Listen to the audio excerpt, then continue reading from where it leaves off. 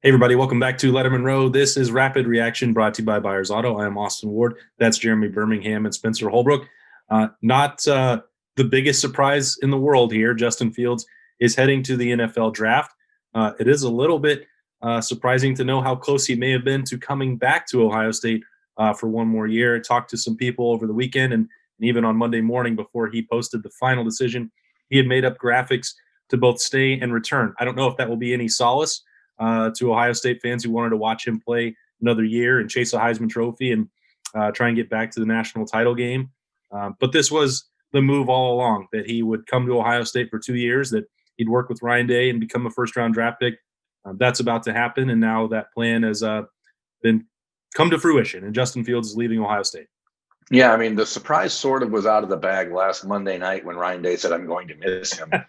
So I guess, and Justin was asked about it and made no real bones about it after the Alabama game that he was leaving.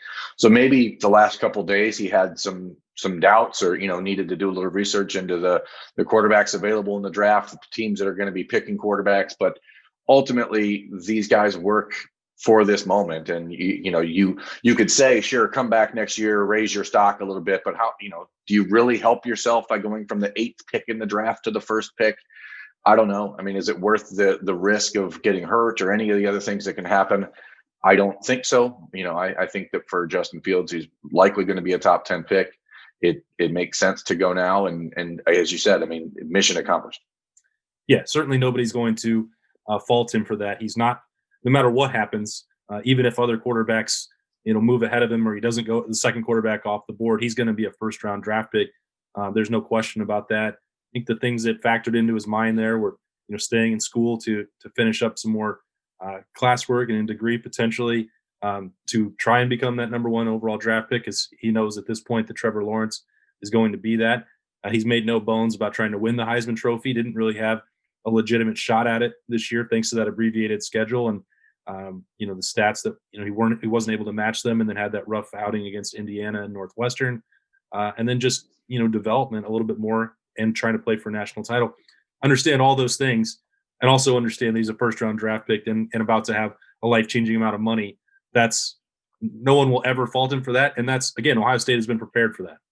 And Ohio State, isn't going to fault him for making the decision, because he's done just about everything he can short of winning the Heisman and winning a national championship. You talk about stepping in, winning a starting job, 2 Big Ten titles, 2 trips to the college football playoff, a trip to the national championship, 5,000 passing yards, an incredible amount of touchdowns, few turnovers. Like, he's proven everything he needs to prove. And I've said since the beginning that whoever passes on him, whatever teams that is, Jaguars, a couple other teams, they're going to regret passing on him, because he's going to be a really good pro. I'm still going to stick by that.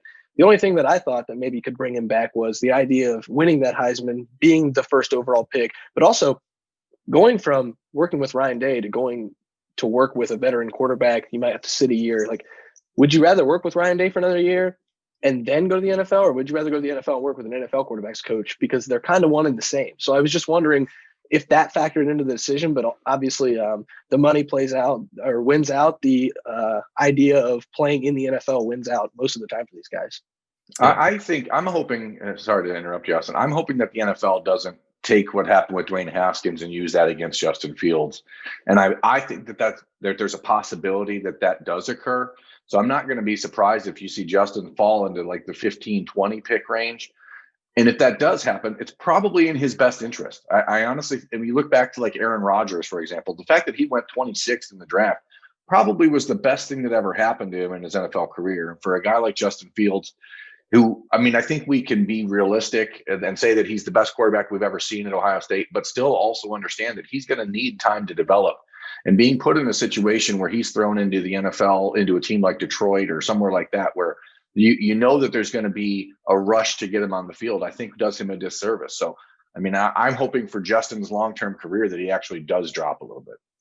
Well, Washington will probably be picking in about that same spot, and you hope that he doesn't have to go to that same franchise that did not work out well for Dwayne Haskins. It's kind of funny to think back, Berm, to when Justin Fields made that decision, that they shared, Dwayne and Justin Fields, that there was this, tie to them, that they were great friends, that they were both trained by Quincy Avery, that, similar mindsets, maybe that would lead to Justin Fields picking Ryan Day and coming to Ohio State.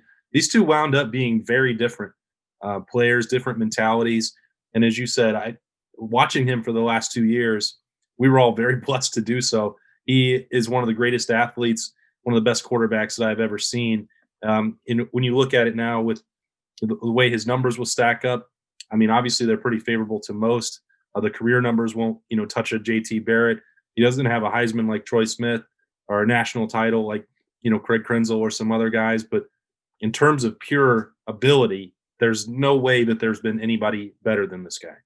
Nope. I mean, he's the most talented quarterback I've ever seen come through Ohio State. I said when he walked into the building that I thought we'd see a combination of a Dwayne Haskins type arm with a Braxton Miller type athleticism. And we didn't really get to see that athleticism really put on full display because the Buckeyes offense has evolved and doesn't use the quarterback in that way. But, those glimpses when Justin really got loose or whatever, I mean, you get to see what's going to make him special. And in the NFL, there's not going to be a restriction on how much he runs and how much he, because the goal there is just to win. Best quarterback I've ever seen. I mentioned it to people, before he arrived at Ohio State, that seeing him in high school in the Elite 11 against Trevor Lawrence, he was the best high school quarterback prospect I'd ever seen. He had the best summer I've ever seen a high school quarterback have, and it's not surprising to see what he became. And it's not entirely going to surprise me, Berm, if the opposite happens of what you said earlier, where instead of him falling, he might rise in the draft and become, the guy that everyone has to trade up to number 2 to take. Because like you said, that summer in high school, he was so good in that circuit. He's the best when he's in those 7-on-7 situations, when he's in those kind of situations where he's doing all the drill work. He's got the, all of the 40 time is going to be incredible. The cone drill will probably be great. All of that garbage that the NFL cares about, he'll ace those tests. And so I do think there's an opportunity for him to even rise from where his draft stock is right now, just because when he's in those situations, that's when he beat Trevor Lawrence for the Elite 11 and things like that. All right. So Justin Fields is gone. We knew that this would happen. Berm, what do you view as the next step here for Ohio State? They're going to go into spring camp with at least Kyle McCord arriving early, and C.J. Stroud and Jack Miller, who did not get their normal full freshman years, but they have been on campus for a full season. There have been some hints from you that maybe a graduate transfer would be needed to provide some experience, with those 3 guys having not thrown a pass in college at this point. It's a fascinating spring for Ryan Day. He's gone through this before where he's had to remake that entire unit. This maybe is not quite as extreme as when Justin Fields arrived, but it's you're getting the keys to a national title contender. Yeah, I mean, that's really the sell here. And the problem is, as you mentioned, you have Kyle McCord, who arrives this week. You have Jack Miller and C.J. Stroud. None of them have thrown a pass in college football. They're obviously very talented guys. C.J. Stroud was a 5-star prospect coming out of high school. Kyle McCord is a 5-star prospect coming out of high school. Jack Miller was a high 4-star prospect. But they've never thrown a pass. And college football is different. And the goal, as Ryan Day has said over and over in his time at Ohio State, was that they want 4 scholarship quarterbacks in that room. And right now they have 3. And so the question is, where does number 4 come from? And how do you balance that with the egos and the need to develop these other young 3 guys? So I personally believe 100% the Buckeyes are going to have to look for a transfer or a grad transfer in the portal. With the free transfer coming up, it's a weird opportunity because you can look at it, and I've talked to you about this privately. My belief is that a guy like Malik Wills at Liberty would be the perfect fit for Ohio State to come in and play and lead the Buckeyes to a national championship next season.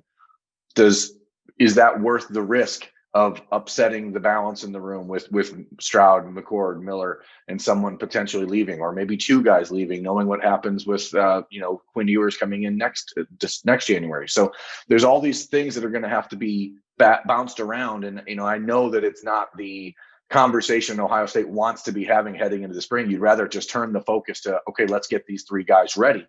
But it's Ohio State. The goal is to win a national championship. Do you believe that you're going to win or have the best chance to win a national championship with 3 quarterbacks who've never thrown a college pass? And I think that that's going to be the discussion over these next few months.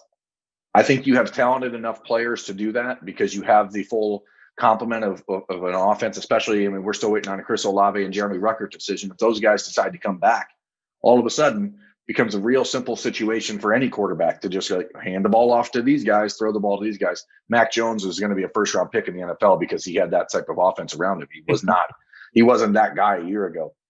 Joe Burrow was the number 1 pick in the NFL draft last year because he had an offense around him that was incredible. So if you can get by having a really talented, unproven quarterback, but you need to make sure that you're making the decision that's in the best interest of the program, short term and long term. Whoever it is did get a benefit over the weekend with Thayer Munford confirming what we had talked about last week, that he was going to use that extra pandemic eligibility year. So that offensive line should be fine. You talked about the weapons, whether Chris Olave, whenever he makes his decision later on today, you're still going to have Garrett Wilson, those talented freshmen from a year ago, and Jamison Williams. I guess it's not there's no value to making a prediction about Jeremy Ruckert right here, but there's plenty of other weapons here. And that backfield is going to be incredibly loaded with 4 guys. I think that Ohio State five guys who are early enrolling this week on the offense. You have Emeka Ibuka, you have Jaden Ballard, you have Marvin Harrison Jr., you have Trey Henderson, you have Evan Pryor. All these guys are coming in. Sam Hart. So there's 15 early enrollees arriving. So the Buckeyes are getting a full new, basically starting offense and defense coming in the next week. So there's going to be a lot of parts to play with. And that's why you have to get that one guy right, because Ohio State has national title potential and ability everywhere else. Yep, for sure. I think you guys said it best. This team should win a national championship next year if they pick the right guy at quarterback. And I think that's the biggest thing. And you just put your trust in Ryan Day that, hey, he was able to develop Dwayne Haskins. He was able to develop Justin Fields. You got to be able to. Those guys, both. Ryan Day had a big hand in what they were doing. Now he's developing kids straight from high school. And you wonder how that's going to work out. But I think the Buckeyes have some trust in him that he can get one of those guys ready, or like Berm said, bring in a transfer. But I think this team, with everything they have coming back on offense, and then if they can find the right guy at quarterback, can win a national title. All right. The decision has been made. Justin Fields is heading to the NFL draft. Ohio State's going to need a new quarterback to carry the torch and head the program on to next year if they're going to get back to the college football playoff. Probably not the last you're going to see of us over the next couple of days as we break down all the NFL decisions and offseason moves for Ryan Day and the Buckeyes. He's Berm, and that's Spencer Holbrook. I'm Austin Ward. This has been Rapid Reaction, brought to you by Buyers Auto. Stay with us for full coverage of the Buckeyes at lettermenrow.com.